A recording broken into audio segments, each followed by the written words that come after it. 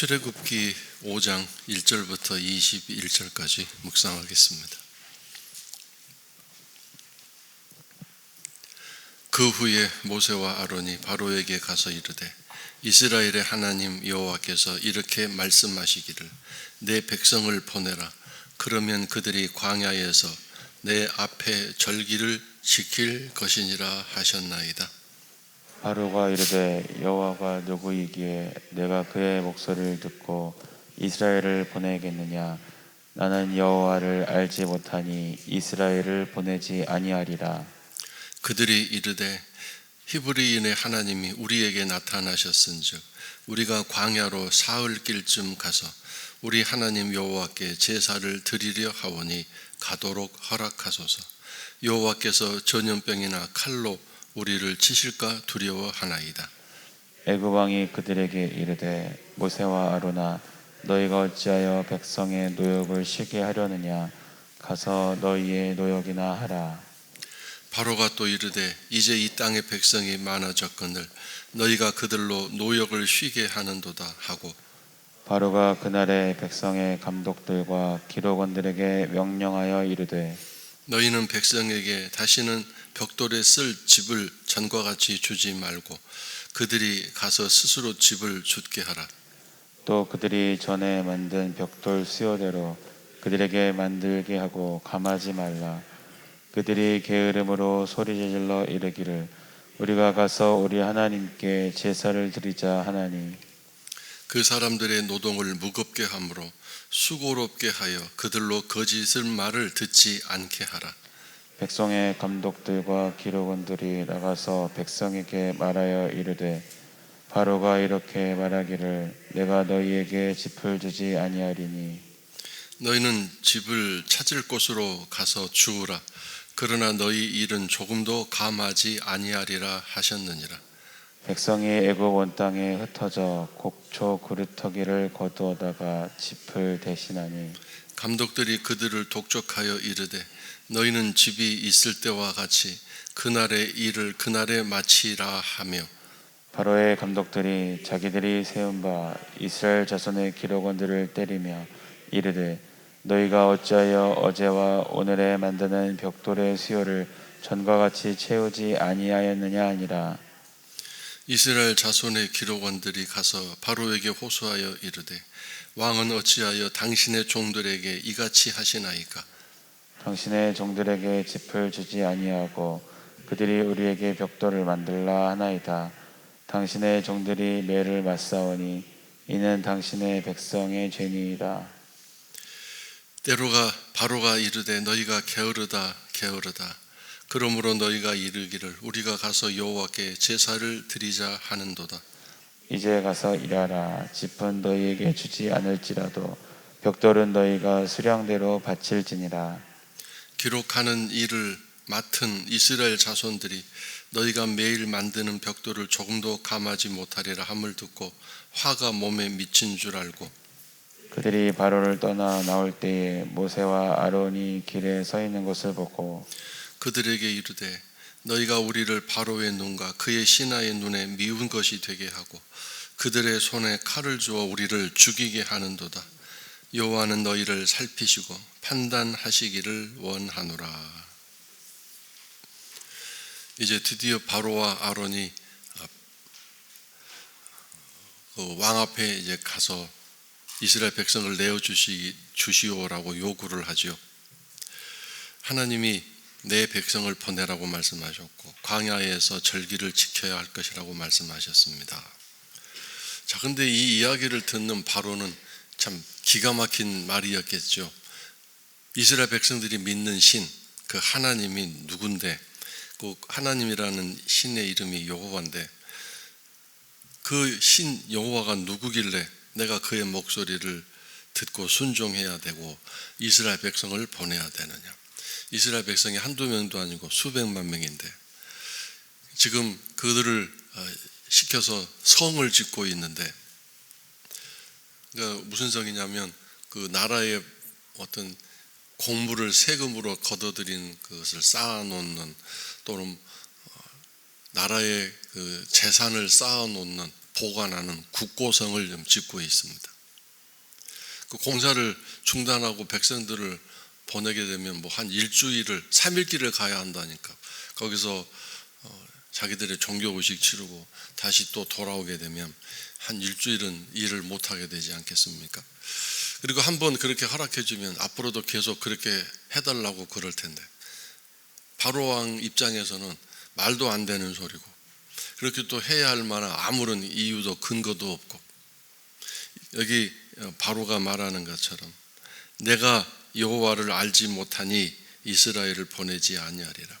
이스라엘의 신이 누구인지 내가 알지도 못하는데 내가 그 신을 왜 그렇게 섬기도록 너희들을 풀어줘야 되느냐. 절대로 이해할 수 없는 그런 방법으로 이제 하나님의 일이 시작됩니다.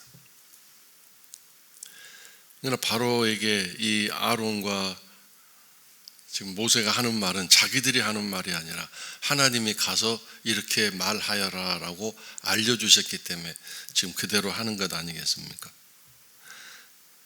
그랬더니 거절했는데, 여호와께서 전염병이나 칼로 우리를 치실까 두려워하나이다. 이것도 그냥 하는 말이 아니라 너희들이 가서 나라에게 예배를 드리지 않으면 앞으로 내가 이스라엘 백성들을 이렇게 할 수 있다라고 말씀하셨기 때문에 이런 얘기를 하는 거지, 그냥 거짓말로 임기응변식으로 자기들의 그 주장을 정당화시키기 위해서 한 이야기가 아닙니다.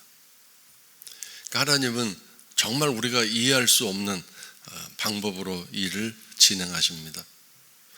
그랬더니 바로 왕이 뭐라고 얘기했습니까? 게으르다고 말하면서, 지금 국고성을 짓는데, 벽돌을 만드는데 진흙을 이겨서 거기에 집을 넣어서 만드는데 그 집을 제공해 주지 않겠다. 너희들이 스스로 그 집을 찾아서 벽돌에 그 반죽에 넣어서 쓸 집을 스스로 찾아서 만들어서 벽돌을 만들어라. 그러나 그렇다고 벽돌 개수를 하루에 일당을 이렇게 개수를 정해줬나 본데 하루에 한 사람이 몇 장을 만들어야 된다. 또 이 그룹이 몇 개를 만들어야 된다.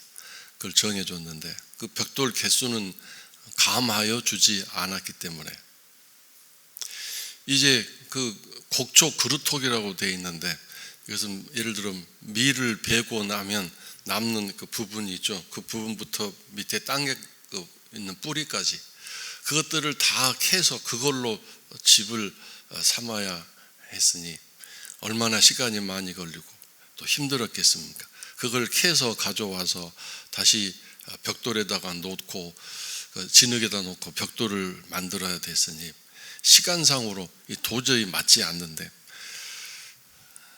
개수를 옛날처럼 그대로 만들라고 했고 만들지 못하니까 이제 먼저 이 기록원들이 얻어맞았는데, 기록원이 뭐냐면 그 현장 주임들을 말합니다. 근데 이 주임들이 누가 주임들이었냐면 이스라엘 백성들 중에 뽑혀진 사람들이 이런 일을 했습니다.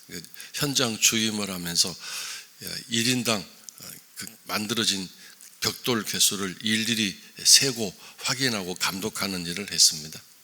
그러니까 전체 감독들은 애굽 사람들이었지만 그 밑에서 이제 이스라엘 백성들의 벽돌 만든 그 개수를 일일이 확인하고 또 그것을 점검하는 일을 이스라엘 백성들 중에 뽑힌 사람들이 했습니다.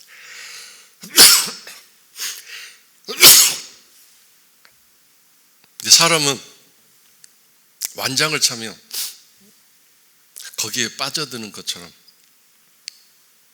다른 사람들은 아주 고되게 노동하는데 자기들은 감독이 되고 또 지시자가 되었으니 얼마나 기분이 좋았겠습니까? 출세했다고 아주 기분이 좋았고 의시되며 다녔겠죠. 그렇지 않았겠습니까? 아주 꼴보기 싫은 그런 일들을 많이 했을 것입니다.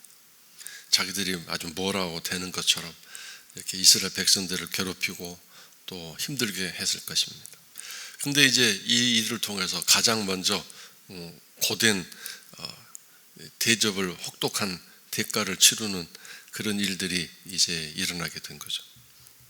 이 애굽의 감독들이 평소에 잘난 척하며 의시되던 이 이스라엘 자손의 기록원들을 때려서 채찍질하고 폭행하면서 이스라엘 백성들에게 더 가혹하게 주문하도록 수요를 전과 같이 만들도록 아주 강력하게 요구했습니다. 자, 이제 이 상황을 어떻게 해결하는가? 이 이스라엘 자손들의 기록원들, 현장 주임들이 바로에게 집단으로 찾아가서 호소를 하게 됐습니다. 자, 이 성경에서 오늘 우리들에게 요구하고 있는 게 뭡니까? 여기서 바로에게 호소하는 게 아니라 하나님에게 호소해야 되는 게 마땅하지 않습니까? 근데 이걸 모르고 있기 때문에 이런 부분에서부터 하나님은 깨트리기 원하시는 것입니다. 같은 이스라엘 백성 위에서 감독이 주임이 되었는데 그걸 잘난 척하고 그것이 출세한 줄 알고 그것이 뭐 대단한 위치에 있는 것처럼 생각하고 동족 이스라엘 백성들을 괴롭히고 고압적으로 명령하고 그들 위에 군림했던 이 이스라엘의 기록원들을 하나님이 먼저 혼내고 계십니다. 그들의 생각이 바꾸어져야 되는데 이들은 그렇게 살아온 습관과 이 구조가 되어 있기 때문에 하나님을 찾을 생각을 1%도 못하고 이제 집단적으로 그들이 했던 최고의 방법은 바로 왕을 만나서 호소하는 일이었겠죠.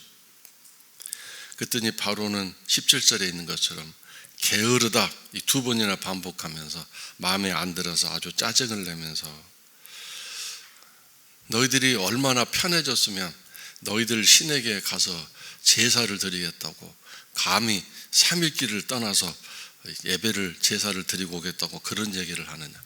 너희들이 지금 너무도 내가 잘 대해주기 때문에 지금 정신 자세가 풀어져서 그렇다는 둥 아주 바로가 화가 났습니다. 바로 입장에서 보면 바로의 입장에서 보면 맞는 얘기죠. 그렇지 않겠습니까? 갑자기 이스라엘 백성들이 그런 얘기를 하고 다니니 얼마나 화가 나고 기가 막혔겠습니까?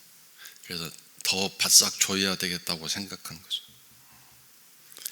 그래서 이제 말이 전혀 먹혀들지 않는 바로를 보면서 이 이스라엘의 기록원들 주임들이 이제 일이 끝났구나, 이제 더 이상 일이 해결될 기미가 없구나라고 생각하고 풀이 쭉 빠져서 돌아오는데 하필이면 모세와 아론을 만나게 됐습니다.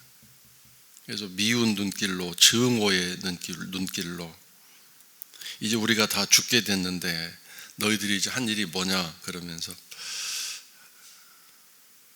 마지막에 뭐라고 얘기했어요? 여호와는 너희를 살피시고 판단하시기를 원하노라. 지금 모세와 아론이 100% 잘못한 것이고 자기들은 잘한 것이라는 입장에서 하나님이 판단하시기를 원하노라고 당당하게 아주 자신 있게, 이게 쉽게 말하면 모세와 아론을 저주한 것입니다. 정죄한 것이고 비판하면서 이 죄인 취급한 것이죠. 너희들 때문에 우리가 지금 죽을 지경에 도달했다, 그런 얘기죠.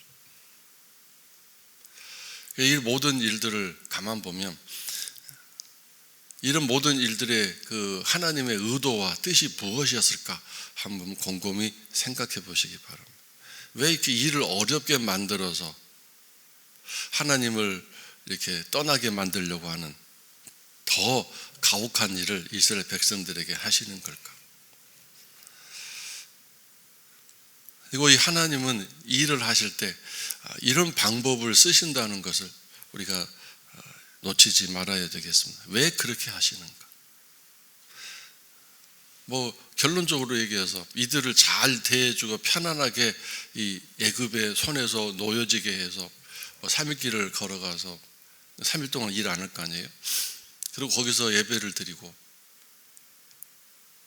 다음에 다시 돌아와서 또 2차, 3차로 일을 진행하려고 했는지는 모르겠습니다. 하나님이 어떻게 일을 하시려고 하는지. 일단 예배를 먼저 드리게 한 다음에 돌아와서 일을 하다가 다시 또 2차로 다른 계획을 세우셨는지.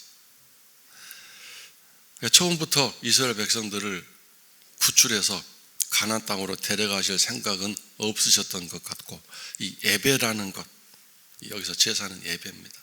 예배라는 것을 기억하게 하고 예배를 드리러 나가야 된다. 여기서는 예배를 드릴 수 없기 때문에 장소도 그렇고 환경도 그렇고, 그래서 예배에 대한 집중을 하게 하고 예배에 대한 생각을 하게 만들면서 예배를 이렇게 드리려고 하는 요청을 하다가 우리가 이렇게 어려움을 당했구나. 이게 서서히 하나님을 생각하게 하고, 어제 우리가 마지막 부분에서 이스라엘 백성들이 하나님이 자기를 고난을 돌보시고 생각하셨다는 얘기를 듣고 막 경배도 하고 감사합니다 그랬잖아요, 어제 마지막 부분에서. 근데 그게 이제 완전히 바꾸어져서 원망할 만한 일로 이루어졌습니다. 모세와 아론이 가져온 하나님의 소식이 오히려 그들을 지금 무너뜨리고 있지 않습니까? 근데 지금 가장 중요한 여기서 핵심은 예배입니다. 그러니까 뭐 구출해서 이들을 아주 자유로운 땅으로 해방시켜 주신다는 그 일을 뭔가 순식간에 이루어질 줄 알았는데, 모세와 아론이 가서 한 얘기는 예배드리겠다고, 3일길을 좀 가겠다고, 일주일 동안 휴가를 주십시오 그러고 앉아 있어서 그 말이 안 통해서 지금 이렇게 어려움 당하지 않았습니까? 그래서 예배라는 것 때문에 이렇게 당하고 있구나, 어려움을 당하고 있구나. 정말 하나님이 그런 하나님이셨을까? 우리를 그렇게 쥐어짜는 하나님이 아닐 텐데 저 모세와 아론이 잘못하고 있는 거다.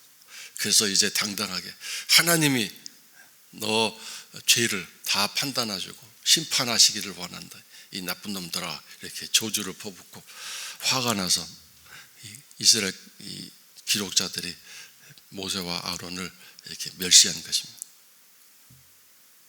오늘 우리들도 이러한 상황 속에 하나님의 은혜 안에서 그 하나님을 만나러 가는 여정이 이렇게 쉽지 않고, 도저히 이거 하나님이 하신 일이 아니다라고 생각할 만한 그런 어떤 이해할 수 없는 일들이 일어날 수 있습니다. 과연 그때 어떻게 해야 진리 앞에, 하나님 앞에 나아갈 수 있을 것인가? 이제 이 일이 어떻게 계속 전개되는지 우리가 말씀을 묵상하면서 하나님을 또 깊이 생각하고, 우리가 어떻게 그 하나님 앞에 서야 할지, 또 하나님 앞에 어떻게 나가야 할지 또 배우고 다시 한번 깨닫는 우리 출애굽기 묵상하는 우리들의 이 새 아침이 또 새벽이 되었으면 좋겠습니다.